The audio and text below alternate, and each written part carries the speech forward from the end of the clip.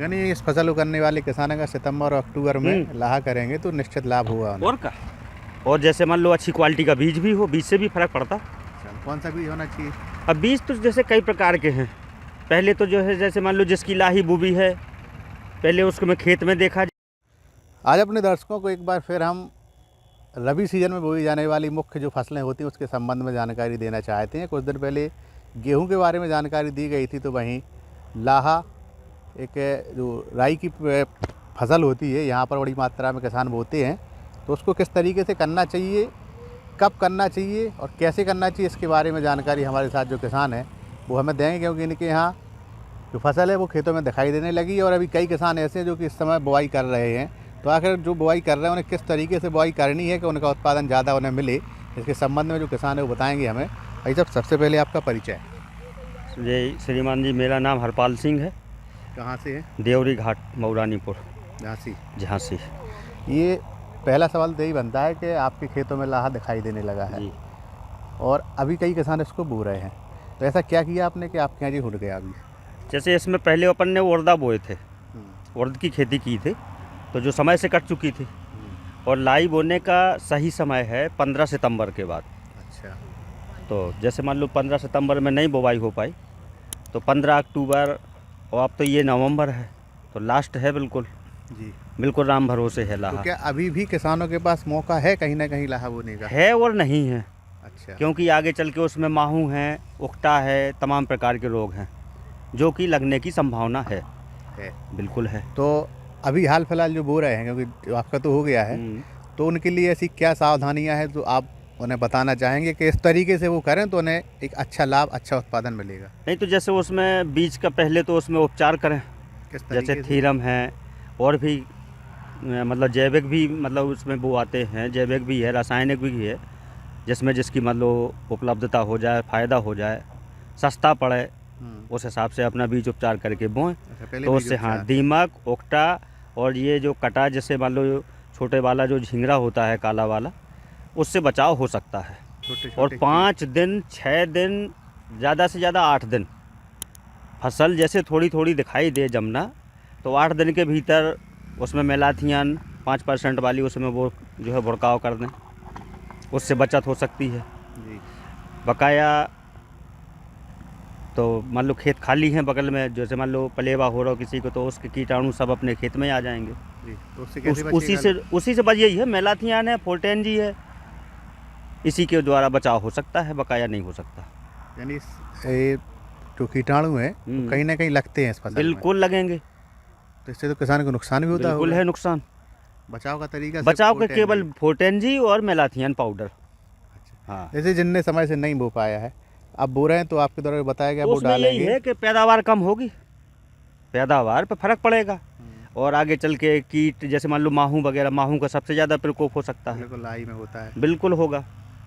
और जैसे मान लो जो सितंबर से और 15 अक्टूबर तक बुवाई अगर लाहा की हो जाए, जैसे मान लो अक्टूबर तक, तो जैसे मान लो मटर, मसूर, चना, अलसी, ये सबका सीजन है। लेकिन जब प्रकृति ही 1 महीने 1.5 महीने पीछे चल रही, तो फिर क्या है, आदमी तो टेम्परेचर को भी ध्यान करना है कि 25 से 30 के बीच में रहे। अच्छा, कितने दिन में ये कंप्लीट हो जाता है? ये लगभग 100-120 दिन। 100-120 दिन। तो आप पिछले कितने वर्षों से इसको इसी तरीके से करते आ रहे हैं सितंबर माह में? सितंबर माह में हमें तो हो गए लगभग 20 साल। हमेशा सितंबर बिल्कुल सितंबर में, अक्टूबर में। दशहरा के टाइम पे हमारे चना तैयार हो जाते, लेकिन इस मूंगफली की वजह से लेट हो गए। यानी इस फसल उगने वाले किसानों का सितंबर और अक्टूबर में लाहा करेंगे तो निश्चित लाभ होगा उन्हें। और का और जैसे मान लो अच्छी क्वालिटी का बीज भी हो, बीज से भी फर्क पड़ता। कौन सा बीज होना चाहिए? अब बीज तो जैसे कई प्रकार के हैं। पहले तो जो है जैसे मान लो जिसकी लाही बुबी है, पहले उसको में खेत में देखा जाए, इंतज़ार किया जाए 1 साल का, तब अच्छी क्वालिटी के बीज उपलब्ध हो पाओ। आपके यहाँ कौन सा है? अपने यहाँ तो यही है, देसी वाला। ठीक होता है? हाँ ठीक है। कितना हो जाता है? ये लगभग 3 कुंटल, 2.5 कुंटल, अगर और अच्छी लग गई तो 4 कुंटल तक। अच्छा, वो खर्च की बात की जाए तो उसमें कितना खर्च हो जाता है? इसमें ज़्यादा खर्च नहीं है। कितना बीघा आपका है पूरा? अब जैसे मान लो ये है अपना 1 एकड़, 1.25 एकड़ के आसपास। 3-4 बीघा? हाँ, 3 बीघा तो है ही है। कितना खर्चा आ गया अभी तक? अभी तक इसमें क्या है जो है, जैसे मान लो इसमें अपन ने पोटास और जिंक उर्वरक डाली। इसमें डीएपी पड़ी है केवल 3 बीघा में 15 किलो। अच्छा। इसमें पोटास भी है, जिंक भी है, सल्फर भी है, सल्फर और यूरिया भी लगेगा बाद में।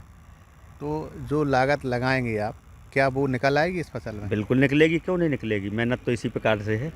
तो जो अभी बो रहे हैं किसान, तो अगर वो भी आपकी बात मानेंगे तो उन्हें आगे फ़ायदा हो सकता है। हाँ, इसी प्रकार से उसमें जो है डीएपी तो लाहा में बिल्कुल नहीं डालें। अच्छा। अगर डालना है तो 5 किलो से आगे नहीं जाएं। 1 बीघा में 5 किलो प्लस पॉइंट है उसका। जैसे मान लो पोटास है और ये का नाम कार्बनडाजिम है, सल्फर है, जिंक है, ये सारी चीज़ें इनका प्रयोग इन्हीं करता की जो है अपने यहाँ कमी है। नहीं तो अपने यहाँ तो किसान आधाधुंध मात्रा में उसका प्रयोग करता है, कीटनाशकों का। तो और आदमी की खाद मानसिकता का। बनी ना, आदमी की मानसिकता बनी केवल डीएपी यूरिया। हाँ, इसी में लगा रहता है। और मोदी जी अगर बंद कर दें तो आदमी ऑटोमेटिक जैविक पे और अपने जो है जैसे गाय का गोबर, भैंस का गोबर अपना इकट्ठा करने लगे, जानवर नहीं तो पालें। कहने का मतलब कोई संतुलित मात्रा में नहीं डालती, बस होड़ सी मछली में डालना है। होड़ है ना, और आवश्यकता है नहीं उतनी। बिल्कुल अपने लगभग खास तौर से बुंदेलखंड में तो डीएपी की मात्रा बिल्कुल जो है डाल लेनी चाहिए। डालें तो 1 बीघा डालें तो 5 कम से कम 5 किलो। इसमें लाही वाली इसमें नहीं, हर चीज़ में, मटर में, चना में, गेहूं में। अच्छा। हाँ, बहुत बढ़िया। क्योंकि जो है डीएपी में सल्फर है, डीएपी में सल्फर है। तो नुकसानदायक होता है। बिल्कुल, वही तो डाल रहे 20 साल से, 50 साल से, जब से डीएपी स्टार्ट भाई, उसके अलावा कोई किसी ने डाली ही नहीं है। चलिए ठीक है, उम्मीद करते हैं कि आपकी बात किसान माने। बिल्कुल माने। तो जैसा कि आपने सुना, एक जागरूक किसान बता रहे हैं कि कहीं ना कहीं इस तरीके से अगर खेती की जाए तो निश्चित एक बड़ा लाभ हो सकता है। इसी तरह की खबरों के लिए बने रहें हमारे साथ। तो किसान मित्रों, ये था आज का कृषि पिटारा। हमें उम्मीद है कि ये कार्यक्रम आपको काफी पसंद आया होगा। अगर आप हमारे चैनल पर नए हैं तो हमारे चैनल को सब्सक्राइब भी करें। अगर आपको ये वीडियो पसंद आई है तो इसे लाइक और शेयर भी करें। किसान मित्रों, आपका बहुत बहुत धन्यवाद।